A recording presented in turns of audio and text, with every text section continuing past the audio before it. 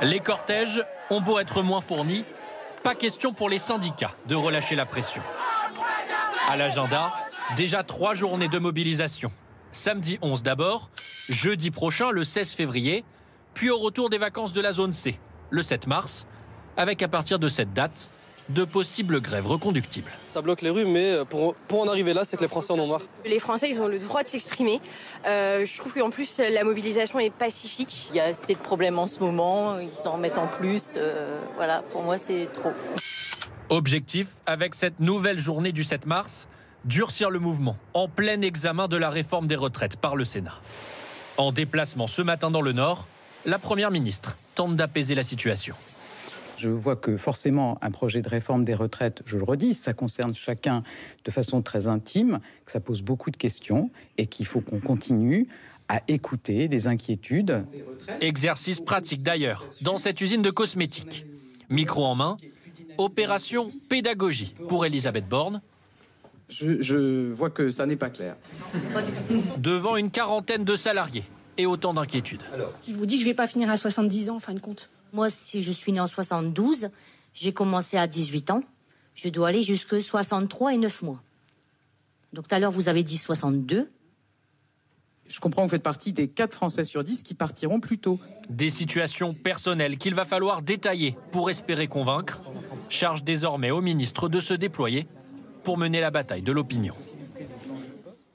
Parmi les actions menées contre cette réforme des retraites, celle de syndicalistes de la CGT Énergie. Après avoir menacé de couper l'électricité des députés favorables à la réforme, ce qui est illégal, ils désactivent des compteurs en faveur de certains clients pour qu'ils aient de l'électricité gratuitement. Démarche également illégale, mais moins impopulaire. C'est l'enquête de ce 20h signée Fabien Chadeau, Anaïs Bouissou et Christine Chapelle. Ce salarié d'Enedis tient à rester anonyme. Ce qu'il va faire à l'intérieur de ce transformateur est illégal. Donc là, on va passer le comptage en gratuit.